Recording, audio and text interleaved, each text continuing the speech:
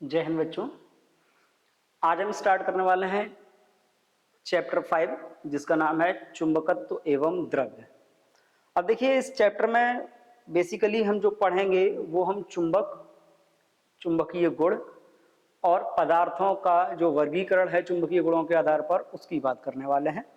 लेकिन आज के इस वीडियो में हमारे जो टॉपिक रहेंगे वो हमारे टॉपिक रहेंगे चुंबकत्व, चुंबक एवं चुंबकत्व, चुंबक के गुण और चुंबकीय बल रेखा।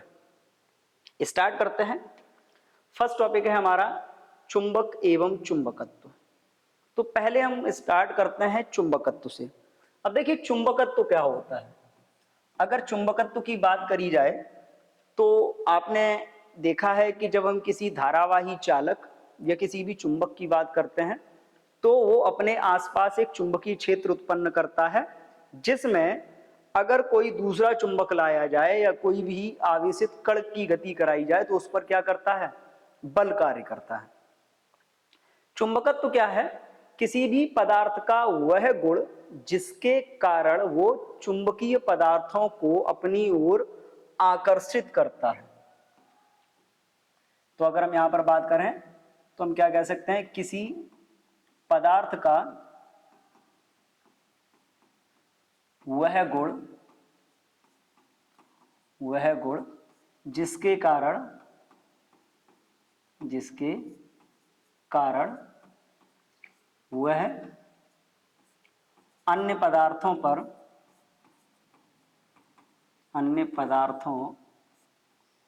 पर चुंबकीय बल आरोपित करता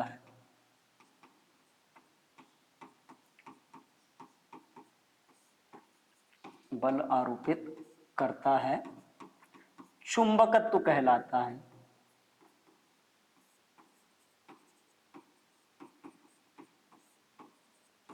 ठीक है, तो पदार्थ का वह गुण जिसके कारण वो अन्य पदार्थों पर चुंबकीय बल आरोपित करता है, चुंबकत्व कहलाता है। अब वो कौन से पदार्थ है जिन पर ये बल लगाता है, जिन पदार्थों पर चुंबकीय बल लगता है उनको चुंबकीय पदार्थ कहा जाता है। अब बात आती है कि ये चुंबकीय पदार्थ या चुंबक होते क्या है। तो अगर चुंबक की बात करी जाए तो चुंबक के बारे में हमको मालूम है, एक ऐसा पदार्थ जो लोहे के टुकड़ों को अपनी ओर आकर्षित करता है। यानी कि हम सिंपली बोल सकते हैं एक ऐसा पदार्थ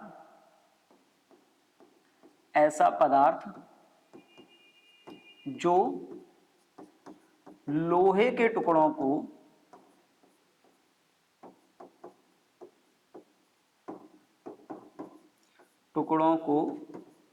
आकर्षित करता है,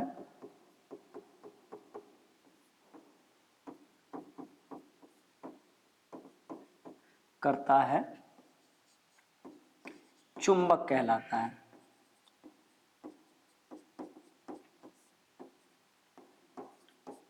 अब यहां पर समझ लीजिए चुंबक है क्या। अगर हम चुंबक की बात करें तो चुंबक की जो खोज हुई थी वो 600 ईसा पूर्व हुई थी। चुंबक का जो इतिहास है काफी पुराना है। 600 ईसा पूर्व एक दार्शनिक थे जिनका नाम था थेल्स ने सेंट्रल अफ्रीका यानी कि मध्य अफ्रीका में एक जगह है जिस जगह का नाम है मैग्नीशिया में कुछ पत्थर ऐसे होते देखे जो लोहे के टुकड़ों को अपनी ओर आकर्षित कर रहे थे या लोहे के टुकड़ों से चिपक रहे थे। ऐसे पत्थरों को जब उन्होंने अध्ययन किया तो उन्होंने पाया कि एक विशेष प्रकार का पत्थर है जिसमें लोहे के टुकड़ों को आकर्षित करने का गुण होता है। शुरुआत में इसको नाम मैग्नीशिया दिया गया, बट बाद में उसी मैग्नीशिया को बदल के मैग्नेट कर दिया, जिसे हम हिंदी में चुंबक कहते हैं। अब अगर हम बात करें चुंबक की तो हमको ये तो मालूम है कि एक ऐसा पदार्थ जो लोहे के टुकड़ों को अपनी ओर आकर्षित करता है। इसकी खोज 600 ईसा पूर्व यूनान के एक दार्शनिक थे थेल्स ने की। उन्होंने अफ्रीका में कुछ ऐसी चट्टानों का पता लगाया जिनके जो कण थे वो लोहे के टुकड़ों को अपनी ओर आकर्षित कर रहे थे। उनको नाम दे दिया मैग्नेट, और मैग्नेट को ही हम हिंदी में बोलते हैं चुंबक। परंतु क्या ये चुंबक वहीं से हमको मिली या कुछ और प्रकार भी होते हैं चुंबक के। तो अगर हम चुंबक के वर्गीकरण की बात करें या चुंबक के प्रकार की बात करें तो बेसिकली चुंबक दो टाइप के होते हैं। एक होते हैं आपके प्राकृतिक चुंबक, और जो आपके प्राकृतिक चुंबक हैं वो आपको मालूम है कि वो क्या है, पत्थर है, पत्थर या फिर हम इनको क्या कह सकते हैं, चट्टान है, जो लोहे के ऑक्साइड Fe3O4 से बने हैं। किससे बने हैं, Fe3O4 से बने हैं। और कहां पर पाए जाते हैं, ये मध्य अफ्रीका में पाए जाते हैं ज्यादातर। ऐसे जो चुंबक है इन चुंबकों को बोला जाता है प्राकृतिक चुंबक। दूसरे चुंबक वो होते हैं जिनको किसी मशीन के द्वारा या किसी भी युक्ति को प्रयोग करके लैब में या फैक्ट्रियों में तैयार किया जाता है, उन चुंबकों को बोलते हैं हम कृत्रिम चुंबक।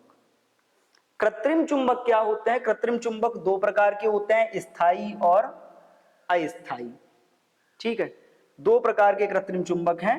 एक कृत्रिम चुंबक है आपका स्थायी, और दूसरे कौन से होते हैं, दूसरे होते हैं आपके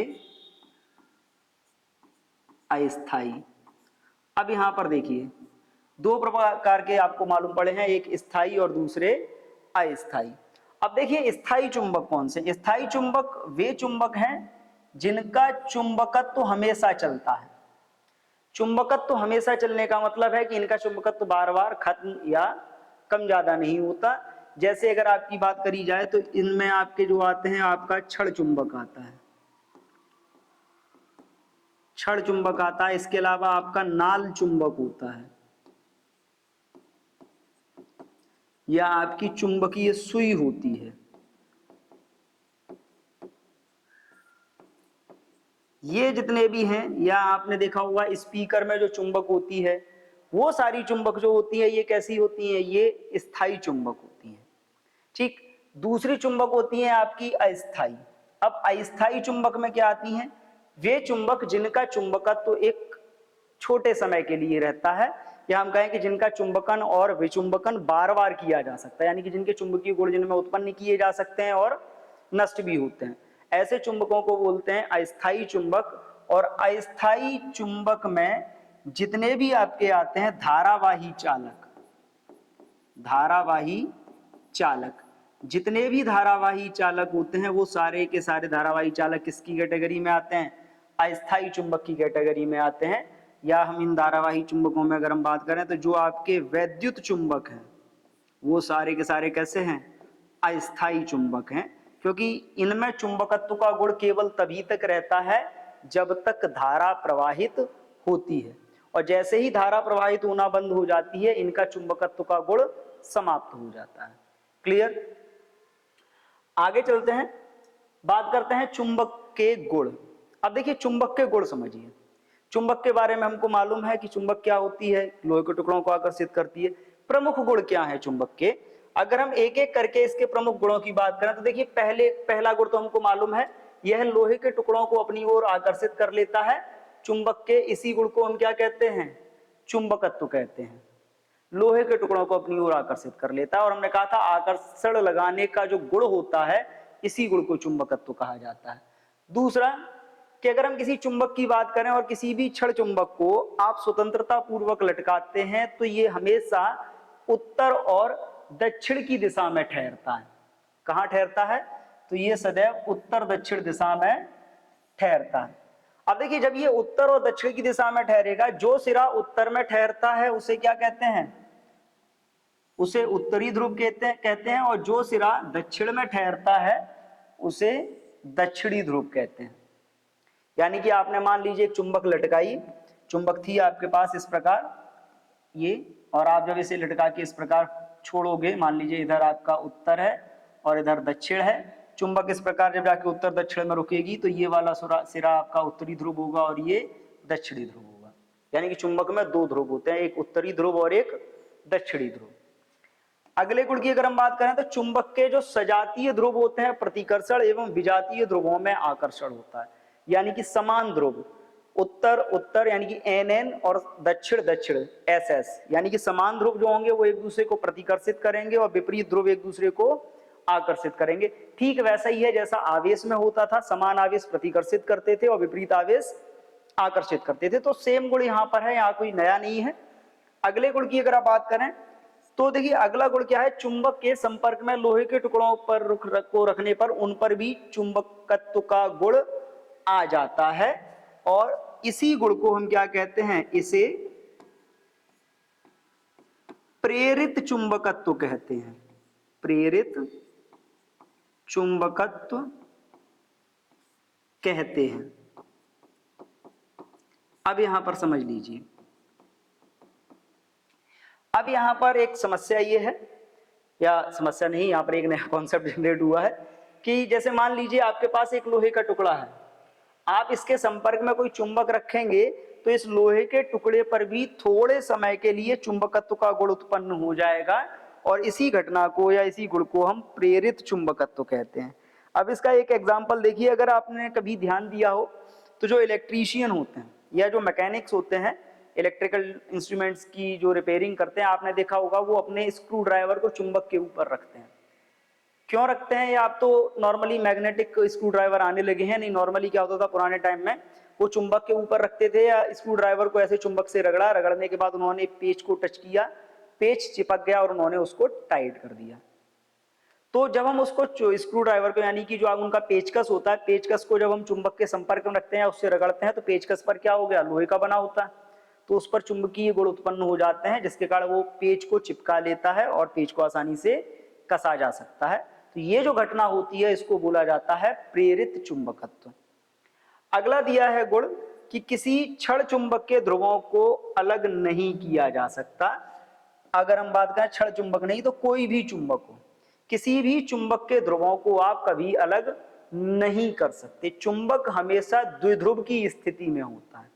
मान लो आपके पास एक चुंबक है ये, और इसमें दो ध्रुव हैं, एक उत्तरी ध्रुव है और एक दक्षिणी ध्रुव है, ये N और ये S। आप इसको अगर तोड़ दोगे तो जैसे ही तोड़ोगे ये S और ये N अपने आप फिर से बन जाएगा।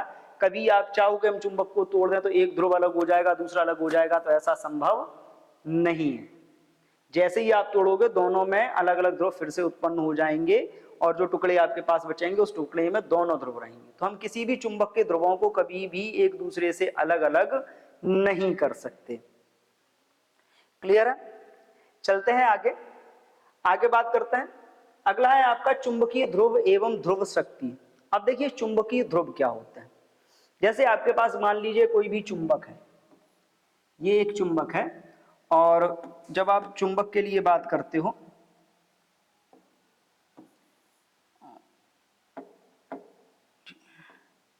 जब आप चुंबक के लिए बात करते हो, मान लीजिए ये एक आपके पास चुंबक है।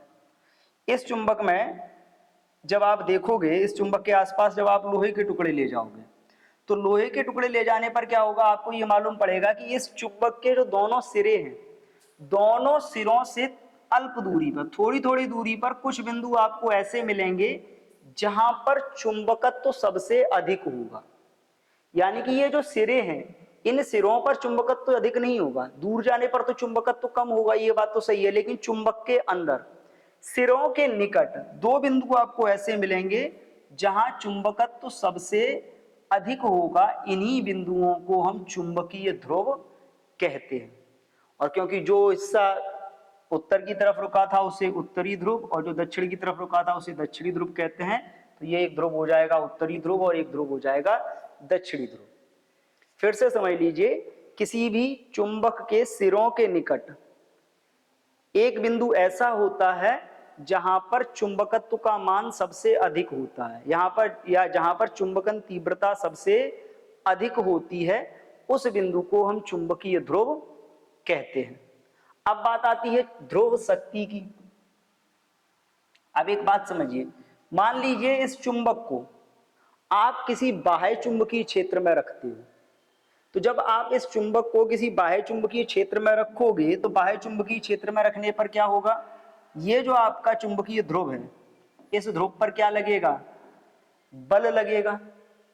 तो किसी बाह्य चुंबकीय क्षेत्र में, किसी भी बाह्य चुंबकीय क्षेत्र में चुंबकीय ध्रुव पर लगने वाले बल और चुंबकीय क्षेत्र की तीव्रता के अनुपात को ध्रुव शक्ति कहते हैं।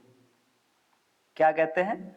ध्रुव शक्ति। एक मिनट समझना, एक मिनट उल्टा हो गया, अगर हम यहाँ पर बात करें, ठीक है, क्या लिखा था, m is equal F upon B. तो किसी बाह्य चुंबकीय क्षेत्र में, किसी भी बाह्य चुंबकीय क्षेत्र में द्विध्रुव पर चुंबकीय ध्रुव पर लगने वाले बल और चुंबकीय क्षेत्र की तीव्रता के अनुपात को ध्रुव शक्ति कहते हैं। अगर हम इसकी बात करें तो इसका जो मात्रक होगा, स्मॉल m से इसको प्रदर्शित करते हैं, इसका जो मात्रक होता है वो होता है आपका न्यूटन प्रति टेस्ला, न्यूटन प्रति टेस्ला। ठीक है, अब न्यूटन प्रति टेस्ला के अलावा इसका एक मात्रक और होता है, क्या होता है, अब जरा समझना, आपने पिछले चैप्टर में पढ़ा था F इज इक्वल होता है आपका IBL। तो F की जगह अगर आप IBL रख लेते हो तो F अपॉन बी क्या होगा, I into L. I into L के हिसाब से इसका जो मात्रक होना चाहिए वो क्या होना चाहिए, एम्पियर इंटू मीटर। क्या होना चाहिए, एम्पियर इंटू मीटर। ठीक है, तो चुंबकीय ध्रुव मतलब किसी भी क्षण चुंबक या किसी भी चुंबक के सिरे के निकट एक बिंदु ऐसा होता है जहां पर चुंबकीय क्षेत्र या जहां पर चुंबकत्व सबसे अधिक पाया जाता है, उस बिंदु को चुंबकीय ध्रुव कहते हैं।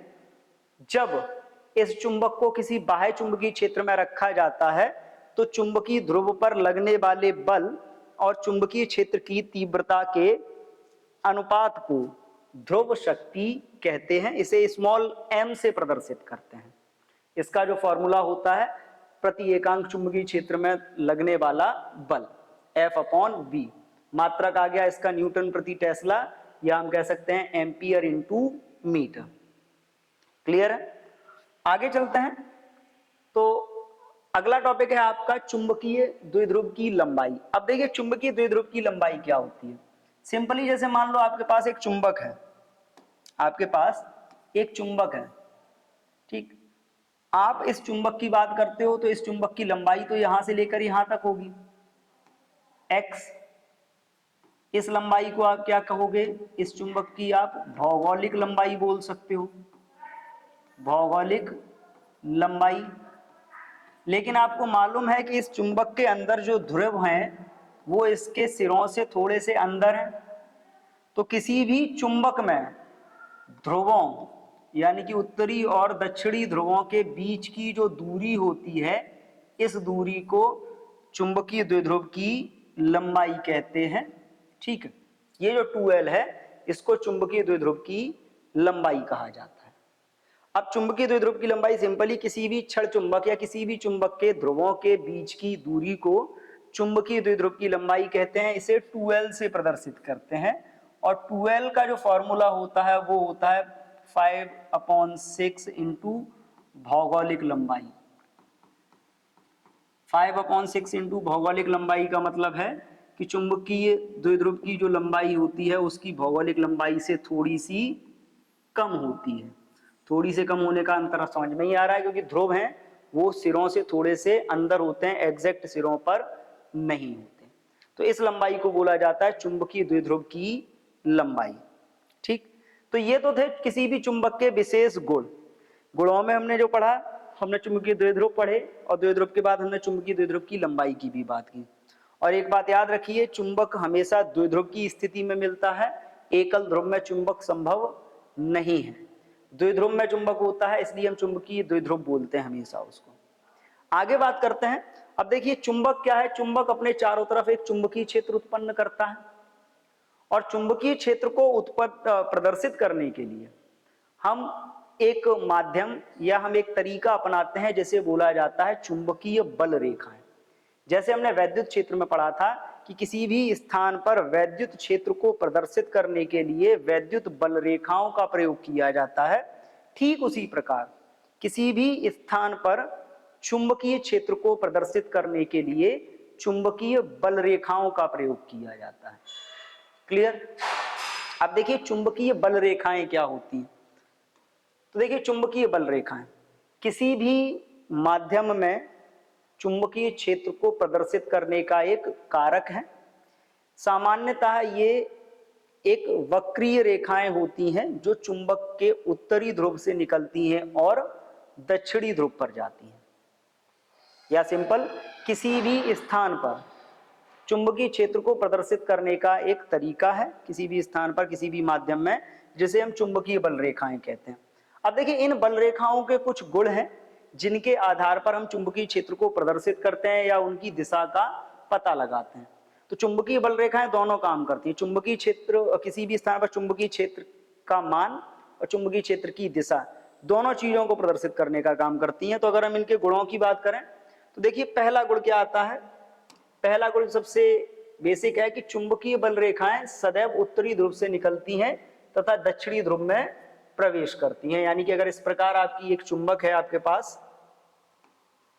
इस प्रकार अगर एक चुंबक है, तो आपने मान लीजिए ये उत्तरी ध्रुव माना हुआ है, ये दक्षिणी ध्रुव माना है, तो जो चुंबकीय बल रेखाएं आपकी होंगी वो बल रेखाएं आपकी उत्तरी ध्रुव से निकल के दक्षिणी ध्रुव में जाएंगी सदैव। और ये जो बल रेखाएं होती हैं, ये बल रेखाएं हमेशा बंद लूप बनाती हैं। क्या बनाती हैं? बंद लूप बनाती हैं। देखिए, तो पहला गुण, उत्तरी ध्रुव से निकलती हैं, दक्षिणी ध्रुव पर जाके समाप्त होती हैं। दूसरा, ये बल रेखाएं सदैव बंद लूप बनाती हैं। बंद लूप बनाने का मतलब है कि उत्तरी ध्रुव से निकलेंगी और दक्षिणी में जाएंगी ही जाएंगी। क्योंकि आपने पढ़ा है कि जो चुंबक होता है वो कभी एकल ध्रुव में नहीं होता, चुंबक हमेशा द्विध्रुव के रूप में होता है। तो जितनी बल रेखाएं इधर से निकलेंगी उतनी ही उधर जाएंगी, क्योंकि किसी भी चुंबक के जो दोनों ध्रुव होते हैं वो हमेशा समान शक्ति के होते हैं। ऐसा नहीं हो सकता कि एक ध्रुव कमजोर हो, एक ताकतवर हो। दोनों की शक्ति समान होगी। दोनों की शक्ति समान होगी तो जितनी बल रेखाएं इधर से निकलेंगी उतनी ही उधर जाएंगी। तो ये क्या करेंगी? एक बंद लूप का निर्माण करेंगी। ठीक, अब अगर हम बात करें कि इससे हम दिशा कैसे पता लगाते हैं, तो अब दिशा की बात देखिए कि किसी भी बल रेखा, मान लीजिए बल रेखा का हमने ये एक बिंदु ले लिया, इस बिंदु पर अगर हम स्पर्शी रेखा खींचते हैं तो ये आती है। इस बिंदु पर ये हो गई चुंबकीय क्षेत्र की दिशा। अगर हमने ये बिंदु ले लिया तो हम यहाँ पे स्पर्शी रेखा खींचेंगे तो ये हो गई चुंबकीय क्षेत्र की दिशा। हमने ये बिंदु ले लिया तो यहाँ पे स्पर्शी रेखा खींचेंगे, ये हो गई चुंबकीय क्षेत्र की दिशा। तो हम बल रेखा के किसी भी बिंदु पर जो स्पर्शी रेखा खींचते हैं वो स्पर्शी रेखा उस बिंदु पर चुंबकीय क्षेत्र की दिशा को प्रदर्शित करती है। यानी कि चुंबकीय क्षेत्र की दिशा बल रेखा पर खींची गई स्पर्शी रेखा द्वारा प्रदर्शित की जाती है। यह है इसका तीसरा गुण। ठीक, अब बात करते हैं, ये तो दिशा की बात है। अब चुंबकीय क्षेत्र के मान की बात करते हैं। तो देखिए, किसी भी स्थान पर चुंबकीय बल रेखाओं की जो संख्या होती है वो क्षेत्र के मान को प्रदर्शित करती है। अर्थात अगर किसी स्थान पर चुंबकीय बल रेखाएं घनी है, बहुत पास पास है, वहां पर क्षेत्र प्रबल होगा, तीव्रता अधिक होगी। अगर किसी स्थान पर चुंबकीय बल रेखाएं दूर दूर हैं तो वहां क्षेत्र दुर्बल होगा, तीव्रता कम होगी। और अगर किसी स्थान पर बल रेखाएं एक दूसरे के समांतर हैं, समांतर होने का मतलब है इस प्रकार है, तो जहां पर बल रेखाएं एक दूसरे के समांतर होंगी तो देखो गैपिंग भी बराबर है तो मान भी समान हो गया, दिशा भी सबकी एक जैसी है समांतर होने के कारण, तो वहां पर एक समान चुंबकीय क्षेत्र होगा। तो ये भी एक बल रेखाओं का गुण है कि जिन स्थानों पर चुंबकीय बल रेखाएं घनी होती हैं वहां प्रबल चुंबकीय क्षेत्र, तथा जिन स्थानों पर बल रेखाएं दूर दूर होती हैं वहां दुर्बल चुंबकीय क्षेत्र होता है। इसके अलावा जिन स्थानों पर चुंबकीय बल रेखाएं समांतर होती हैं उन स्थानों पर एक समान चुंबकीय क्षेत्र होता है। सबसे इंपॉर्टेंट जो गुण है कि दो बल रेखाएं एक दूसरे को कभी नहीं काटती। क्यों नहीं काटती? अब यहां पर समझ लीजिए, मान लीजिए ये दो बल रेखाएं एक दूसरे को काट भी जाती हैं तो दोनों रेखाओं के आधार पर देखें, इसकी स्पर्शी रेखा के आधार पर चुंबकीय क्षेत्र की दिशा ये है, इसकी स्पर्शी रेखा के आधार पर चुंबकीय क्षेत्र की दिशा ये है। तो इस स्थिति में अगर हम बात करते हैं तो स्पर्शी रेखाओं के आधार पर क्या होता है, चुंबकीय क्षेत्र की हमको दो दिशाएं मिलती हैं और इन दो दिशाओं का होना संभव नहीं है। अर्थात दो बल रेखाएं एक दूसरे को कभी नहीं काटती, क्योंकि कटान बिंदु पर क्षेत्र की दो दिशाएं होती हैं जो कि असंभव है, और जो चीज असंभव है वो हो नहीं सकती। अर्थात दो बल रेखाएं एक दूसरे को कभी नहीं काटेंगी। तो याद रखिए जब भी हम चुंबकीय क्षेत्र की बात करेंगे तो हम ये 2 या 3 गुण इनके हैं जो हम विशेष रूप से प्रयोग करने वाले हैं। पहला कि उत्तरी ध्रुव से निकलती हैं, दक्षिणी में जाती हैं, बंद लूप बनाती हैं। स्पर्शी रेखा जो होती है वो क्या करती है, वो दिशा को बताती है, और दो बल रेखाएं एक दूसरे को कभी नहीं काटती। तो ये थे चुंबकीय बल रेखाओं के गुण। क्लियर? आई होप समझ में आया होगा। आज के इस वीडियो में इतना ही। इसके बाद हम बात करेंगे नेक्स्ट वीडियो में। तब तक के लिए धन्यवाद एंड जय हिंद।